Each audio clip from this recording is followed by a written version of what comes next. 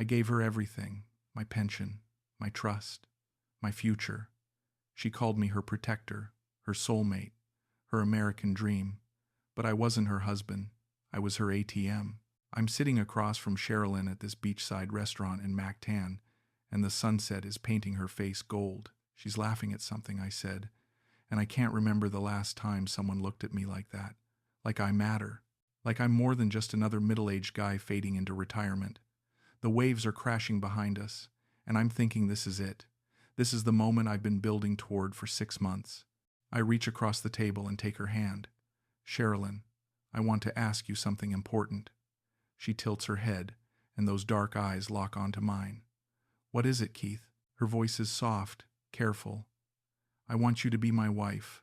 I want us to build a life together. She doesn't answer right away. She just stares at me, and for a second I think I've ruined everything. Then her eyes start to water. Keith, are you serious? I've never been more serious about anything in my life. She squeezes my hand so tight it almost hurts. I've been waiting for someone like you my whole life. Someone who sees me. Someone who listens. And right there, with the ocean behind us and the sky turning purple, I feel like the luckiest man alive. Let me back up. 6 months ago, I was sitting in my apartment in Flint, Michigan, scrolling through a dating app I'd downloaded out of pure loneliness. 8 years divorced, 59 years old. Retired machinist with a decent pension and absolutely nobody to share it with. I'd tried dating locally, but every woman my age either had too much baggage or looked at me like I was already 1 foot in the grave. Then I saw Sherilyn's profile. 31. Call center agent from Cebu. Beautiful smile. Her bio said she was looking for someone genuine, someone who valued conversation over looks. I sent her a message, not expecting anything. Hi, I'm Keith. You seem like someone who'd have interesting stories to tell. She replied within an hour. Hi, Keith. I love that you didn't start with a compliment about my appearance. Most men do. We talked for 3 weeks straight, every day. She told me about her life in Cebu, working night shifts at a call center, sending money to her family, dreaming of something more. I told her about my marriage that fell apart, my years working in the factory, my quiet life that felt emptier every day. You're different from other men, Keith, she said one night during a video call. You actually listen. You see me as a person, not just a pretty face. I flew to Cebu 2 months later. Meeting her in person was like stepping into a dream I didn't know I was allowed to have. She wore a simple yellow dress and met me at the airport with a sign that said my name. When she hugged me, I felt something I hadn't felt in years, needed. The first trip lasted 2 weeks. We walked along the beaches, ate at local restaurants, talked until 3 in the morning. She introduced me to her family. Her mother was polite. Her younger brother Jomar was friendly. Everything felt right. I don't want you to leave, she whispered on my last night there. Then I'll come back, I said, and next time I'll stay longer. I flew back to Michigan, and she was all I could think about. I sent her money to help with bills. Not much at first. 100 here, 200 there. She never asked directly, but I could tell she was struggling. Keith, you don't have to do this, she'd say. I want to. I'd tell her, I want to take care of you. The second trip was 3 weeks. That's when I knew I wanted to marry her. And now, sitting here at this restaurant, watching her cry happy tears, I know I've made the right choice. So is that a yes? I ask. She laughs through the tears. Yes, Keith. Yes. 1,000 times yes. I pull out the ring I bought in Manila. It's not expensive, but it's real. She puts it on and stares at it like it's the most beautiful thing she's ever seen. When? She asks. Soon, I say. As soon as we can arrange it. She leans across the table and kisses me. You won't regret this, Keith. I promise. I'll be the best wife you could ever ask for. And I believe her. God help me. I believe every word. The wedding happens 3 weeks later. It's a small civil ceremony at the municipal hall in Cebu City.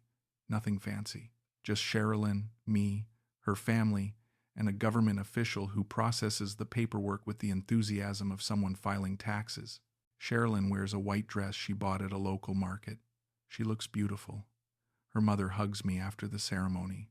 Thank you for loving my daughter, Keith. You are a good man. Then, within the first hour, she asks, So Keith, you have retirement money? Yes. Pension from America? I laugh it off. Yes, I have a pension. Don't worry. I can take care of Sherilyn. Her mother nods, smiling. Good, good. Family is important here. We take care of each other. Jomar is there too, all smiles and handshakes. He's 23, a college dropout, but friendly enough. Hey, Brother Keith, welcome to the family, man. If you ever need anything, just let me know. Thanks, Jomar. Same to you. Actually, he says, scratching his head, I've been trying to get back into school. Just need a little help with the fees. Maybe we can talk about it later? I tell him, sure, we can talk about it. I'm feeling generous. I'm feeling like a man who just married the woman of his dreams. After the ceremony, Sherilyn pulls me aside. Keith, we need to handle some paperwork, joint bank account, visa application, beneficiary forms for your pension. It's easier if we do everything together as husband and wife. Whatever you think is best, I say. We spend the next 2 days at banks and government offices. She's surprisingly organized about it all. She has a folder with checklists, copies of documents, everything mapped out. Let's add me as a joint holder on your account, she says at the bank. That way I can help manage things while we're waiting for my visa. I hesitate for half a second, but then I remember what she said at the restaurant. I've been waiting for someone like you my whole life. Okay, I say, let's do it. When we get to the part about adding her as a beneficiary on my pension account, she starts crying. Keith, you trust me that much? Of course I do. You're my wife. You're the most generous man I've ever known, she says, wiping her eyes. I won't let you down, I promise. The bank officer prints out the forms. I sign everything. Sherilyn signs everything. It feels official. It feels permanent. It feels like we're really building something together. That night, lying in bed in our cheap hotel room, she curls up against me. Thank you for choosing me, Keith. I know I'm not perfect, but I'll try to make you happy every day. You already do, I say, and I mean it. Maybe I'm being paranoid. Maybe this is just how families work here. Maybe I'm overthinking because I've been burned before. But as I fall asleep, there's this tiny voice in the back of my head whispering, Be careful. I ignore it. We rent a small house in Cebu while we wait for Sherilyn's U.S. visa to get approved. It's nothing fancy. 2 bedrooms, basic furniture, a kitchen that barely works. But it's ours. I pay the rent, the utilities, the groceries.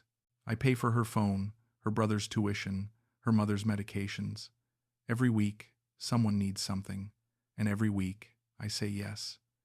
At first, Sherilyn is everything I could ask for. She cooks my favorite meals, eggs and rice in the morning, fried fish for lunch, whatever I'm craving for dinner. She massages my shoulders when they're sore. She calls me my king and tells me how lucky she is. I can't believe I found you, Keith. You're like a dream. You're the dream, I tell her. For the first month, it's perfect. Then things start to shift. She's on her phone more, a lot more. At dinner, during movies, late at night when I'm trying to sleep. The screen glows in the dark, and I can hear her typing. Who are you talking to? I ask one night. Just my friends, she says, not looking up. They're checking in on me. At midnight? Keith, don't be that husband. She says it with a laugh, but there's an edge to it. I drop it. I don't want to be the jealous American. I don't want to be controlling, but I start noticing things. Small things. Receipts for restaurants I've never been to. New clothes, she says, were gifts from her cousin Lido. Late-night phone calls she takes outside, talking in Tagalog so fast I can't understand a word. One night I find a receipt in her purse. I'm not snooping. I'm just looking for my wallet, but there it is. A bill from an expensive restaurant in the city. Wine, steak, dessert, $200 worth of food. Sherilyn, what's this? I ask, holding up the receipt. She glances at it, and her face goes tight. That was with my cousin. Lido took me out for my birthday. Your birthday was 2 months ago. It was a late celebration, Keith. Why are you interrogating me? Her eyes start to well up. You don't trust me? After everything? I'm not saying that. You think I'm lying to you? She's crying now, full tears. I gave up everything to be with you. I left my job. I moved into this tiny house. And you think I'm cheating?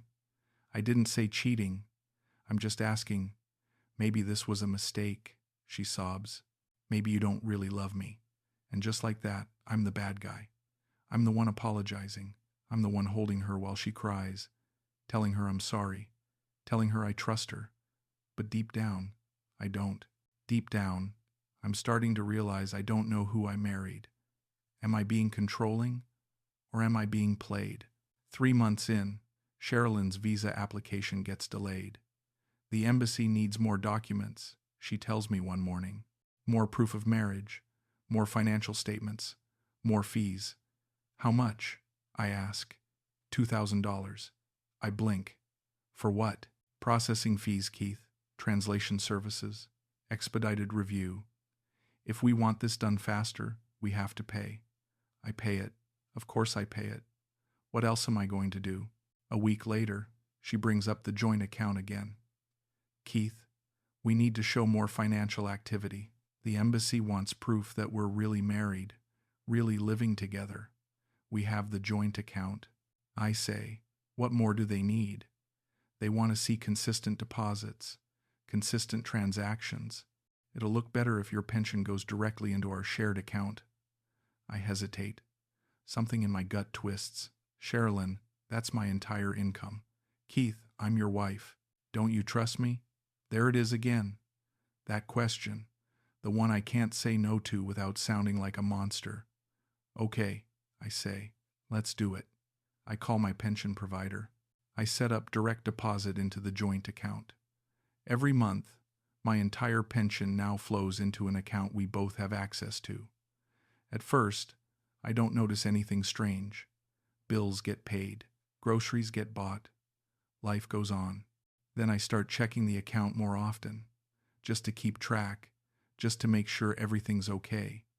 The first withdrawal I don't recognize as small, 500 pesos, maybe $50. I ask Sherilyn about it. Oh, that was for groceries, she says. But I was with her at the grocery store that week. The bill was half that. The next withdrawal is bigger, 2,000 pesos. What was this for? I ask. Jomar needed help with rent, I told you. You didn't tell me.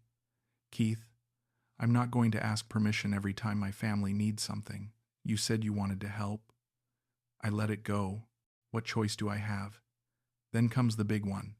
I log into the account one night, and there's a withdrawal for 40,000 pesos, nearly $800. Sherilyn, what the hell is this? She's in the other room, on her phone as usual. What? 40,000 pesos. Where did it go? She walks over, glances at the screen, and shrugs. That was for my mom's medication. I told you she was sick. You said she needed 5,000. It was more than I thought.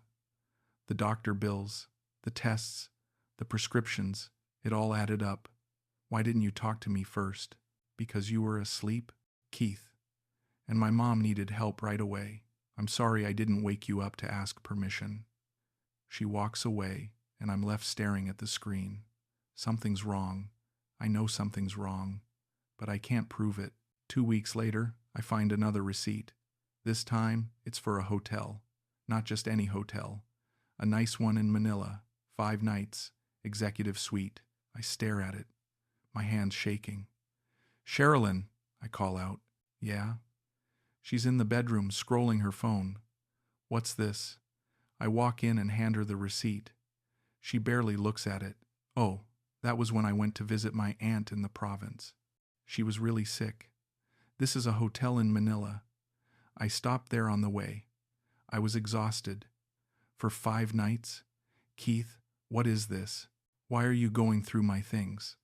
I'm not going through your things. This was in our shared wallet. You're acting crazy. Crazy? You spent $800 on a hotel and didn't tell me. I don't have to report every little thing I do. She's yelling now. full volume. You think I'm cheating? Is that it?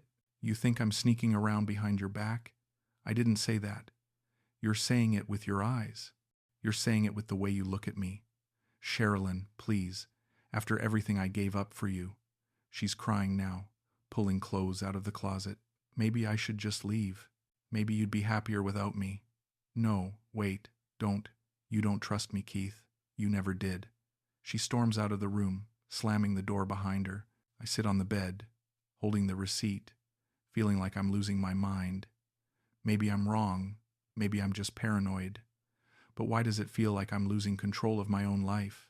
Sherilyn starts disappearing. At first, it's just for a day. I need to help my mom, she says. I'll be back tomorrow. Tomorrow turns into 3 days. 3 days turns into a week. I'm alone in the house, checking my phone every 10 minutes, calling her and getting voicemail. When she finally answers, her voice is cold. What, Keith? Where are you? Are you okay? I'm fine. I'm with family. I needed space. Space from what? From you. From your constant questions. From feeling like a criminal in my own marriage. Sherilyn, I'll be home when I'm ready. She hangs up. I sit in the empty house, feeling like I'm suffocating. I check the bank account. My pension deposited 4 days ago. $3,200. It's already down to $800. I call her again. Sherilyn, where's the money? What money? Our account. There's almost nothing left. I told you. Medical bills, family expenses, rent. Rent's only $400. Keith, I'm not doing this right now. I'll talk to you when I get back. She doesn't come back for another week. When she finally walks through the door, she barely looks at me. Hey, I say. Hey, where have you been? I told you. With family. For 2 weeks? Is there a problem? Keith? There's something in her voice. Something that wasn't there before. It's sharp, dismissive, like I'm annoying her just by existing. I want to push. I want to demand answers. But I'm terrified. Terrified that if I push too hard, she'll leave for good. So I swallow it. I smile. I tell her I missed her. That night, I can't sleep. I grab my phone and open Facebook. I type in Jomar's name. His profile pops up. Recent photos. 2 days ago. He's at a beach resort. Expensive looking. Bottles of liquor on the table. Girls in bikinis. Big smiles. The caption says, "Living the dream." I scroll through the comments. Someone asks, "How'd you afford this, bro?" His reply, "Big sis came through." I take a screenshot. I stare at it for an hour. She told me the money was for his emergency surgery. He's at a beach resort, partying. I don't confront her. I'm too afraid of what I'll find if I keep digging. I wanted to save her. Instead, I think she's destroying me. I'm sitting in a small office in Cebu City, across from a man named Benny. He's a private investigator, Filipino-American, mid-50s, seen it all.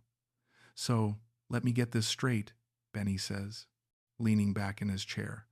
You think your wife is cheating, and you want proof. I don't know what I want, I say. I just need to know the truth. Benny nods slowly. Most of the time, guys like you don't like what I find. I need to know. It's going to cost you $1,500 up front, another $1,000 when I deliver the report. I pull out my credit card, my personal one, not the joint account. Benny takes it, runs it through his machine, and hands me a receipt. Give me 2 weeks. What do you need from me? Her schedule, her phone number, places she frequents. The more you give me, the faster this goes. I write down everything I know, which isn't much. 2 weeks later, Benny calls. I've got something. Come to the office. I drive there in a daze. My hands are shaking on the steering wheel. I park outside, sit in the car for 10 minutes, trying to breathe. When I finally walk into his office, Benny's sitting at his desk with a manila folder in front of him. Sit down, Keith. I sit. He slides the folder across the desk. You sure you want to see this? Yeah. He opens it. Inside are photos, dozens of them.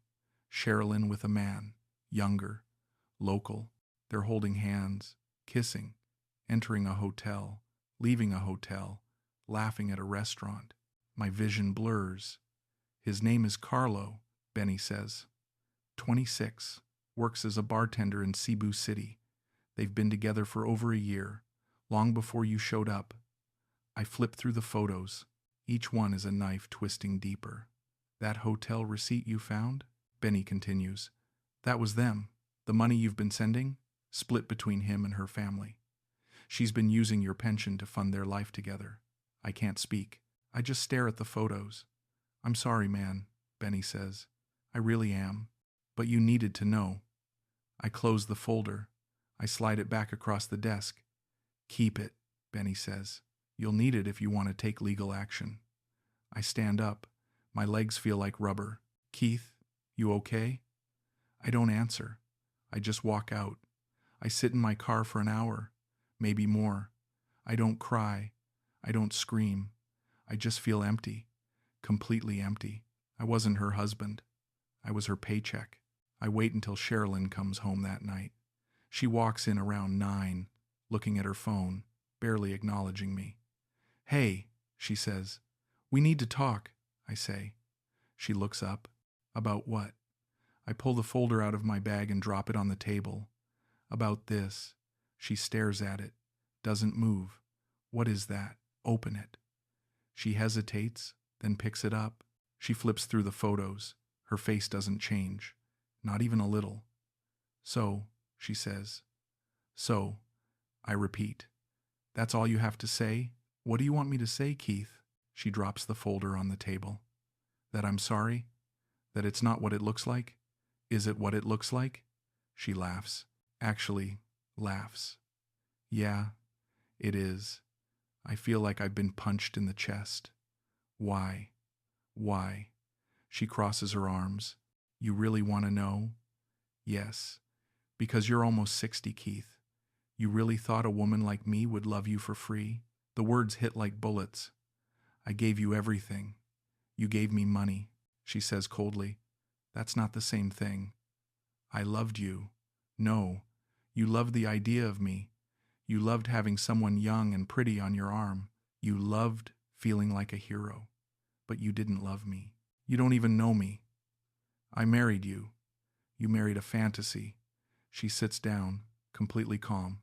Carlo makes me happy. He's my age. He understands me. He doesn't treat me like a project. I treated you like my wife. You treated me like a charity case. My hands are shaking. So what now? Now? She shrugs. I'm leaving, but I'm keeping the money. What? You gave it to me willingly, Keith. The joint account, the beneficiary forms, all of it, legally. I own half of everything. You can't. I can, and I will. She stands up. And if you try to fight me, I'll tell everyone you abused me. I'll ruin your name. Is that what you want? I stare at her. This woman I thought I knew. This woman I thought loved me. You were easy to control? Keith, she says quietly. That's why I chose you. She walks into the bedroom and starts packing. I sit at the table, staring at the photos, unable to move. An hour later, she walks out with 2 suitcases. Goodbye, Keith. She doesn't look back. The door closes. I sit in the silence, alone in a house I paid for, in a country that suddenly feels like a prison. I wasn't scammed. I was desperate. And she knew it. I spend the next 3 weeks trying to fix this. I call my pension provider. Sir, your wife is listed as a joint account holder and beneficiary. We can't remove her without her consent or a court order. I call my bank. Sir, all withdrawals were authorized. There's no fraud here. I call a lawyer in Cebu, Filipino guy, late 40s, looks tired. Mr. Keith, I'll be honest with you. You signed everything willingly. Joint account, beneficiary forms, marriage certificate. Legally, she has access to those funds, but she lied to me. She used me. That's not illegal. Immoral? Yes. Illegal? No. So I can't get my money back? He leans back in his chair. You could try to sue, prove fraud, prove coercion. but it'll cost you more than you'd ever recover. Legal fees alone could be $20,000, $30,000, and even then, there's no guarantee you'd win. So I'm just screwed. I'm sorry, Mr. Keith, but yes, you're screwed. I walk out of his office in a daze. I check my bank account on my phone. My pension deposited yesterday, $3,200. It's already down to $2,000. She's still taking money, even now. Even after she left, I call the bank again. Can I freeze the account? Not without her consent, sir. It's a joint account. I want to scream. I want to punch something. But I just sit on a bench outside the lawyer's office and stare at my phone. I've lost over $40,000, maybe more. I can't even keep track anymore. I can't afford to stay in the Philippines. I can't afford to keep fighting. I book a flight back to Michigan, one way, leaves in 3 days. That night, I walk along the beach in Mactan, the same beach where I proposed to Sherilyn, the same beach where I thought I'd found my second chance. The sun is setting, just like it was that night. But it doesn't look beautiful anymore. It just looks like the end of something. I think about how badly I wanted to be loved, how I mistook her attention for affection, how I ignored every red flag because being alone felt worse than being used. I don't hate her. I can't even bring myself to hate her. I just hate how easily I let it happen. I gave her my pension, but what I really gave her was my pride, and I'll never get that back. The flight back to Michigan is 14 hours. I don't sleep. I just stare out the window, watching the clouds, thinking about everything I lost. When we land in Detroit, it's snowing. Middle of winter. Everything is cold and gray and lifeless. I take a cab to a small apartment I rented online. 1 bedroom, $600 a month. It's in a neighborhood I don't recognize, far from the house I used to share with my ex-wife. I unpack my single suitcase and sit on the edge of the bed, staring at the wall. This is my life now. The first week is the hardest. I don't leave the apartment. I don't talk to anyone. I just sit in the silence, replaying every moment, every conversation, every lie. I check my bank account obsessively. The joint account is still active. Sherilyn is still taking money. 500 here, 1,000 there. I call the bank one more time. Sir, we've told you. Without her consent or a court order. I hang up. There's no point.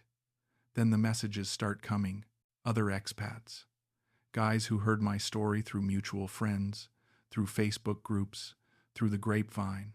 Hey man, I went through the same thing. Lost 60 grand to a girl in Manila. Brother, I feel you. Mine took everything and moved to Dubai with her real boyfriend. Stay strong, Keith.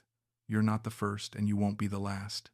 I read every message, every story. And I realized something that makes me feel even worse. I wasn't special. I wasn't unique. I was just another lonely man who believed a younger woman's promises because I was desperate to feel wanted. There are thousands of us, maybe tens of thousands, all with the same story, all with the same ending. I don't date anymore. I don't even try. I keep my pension in my name only now. I changed the account, filed the paperwork. It took 2 months, but it's done. She can't touch it anymore. But the damage is done. Sometimes, late at night, I check Sherilyn's Facebook page. I know I shouldn't. I know it's just torturing myself, but I can't help it. She's still with Carlo. They're still smiling. They post photos from restaurants, beaches, trips to Manila. She never mentions me. Not once. I'm just a chapter she's already forgotten. And maybe that's the worst part. How little I mattered. How easily she moved on. How completely I was erased from her life. But I'm learning to live with it. Not by forgiving her. I don't think I'll ever forgive her. Just by finally forgiving myself. She didn't break me. I broke myself. And now I have to live with that. I want to tell you something. If you're watching this, if you're listening to this, if you're thinking about doing what I did, please stop. Please think. I'm not here to judge you. I'm not here to tell you that every woman in the Philippines is a scammer. That's not true. I know it's not true. But I am here to tell you that loneliness makes you stupid, Desperation makes you blind. And if you don't love yourself, you'll let someone else destroy you.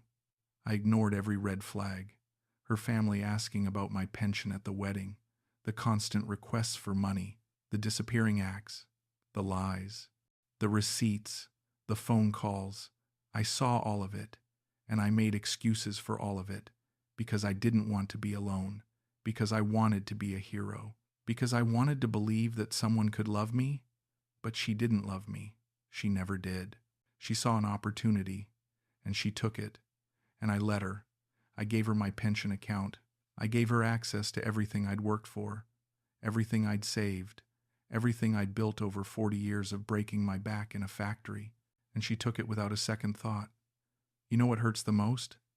It's not the money. I mean, $40,000 is a lot. It's devastating. But it's not the worst part. The worst part is realizing that I didn't love myself enough to protect myself. I thought giving her everything would make her love me. But all it did was prove I didn't value myself.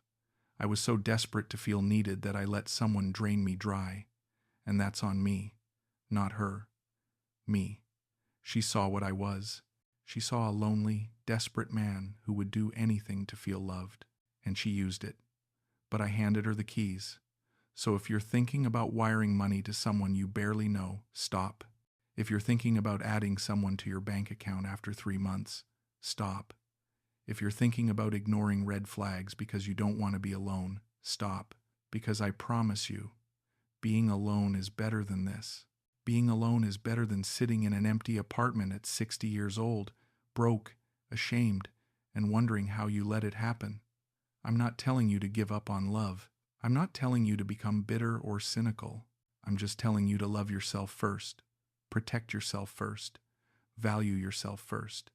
Because if you don't, someone else will take advantage of that, and you'll have no one to blame but yourself. I gave Sherilyn my pension account, but what I really gave her was permission to destroy me, and I'll carry that forever. Don't be like me, please. Don't be like me.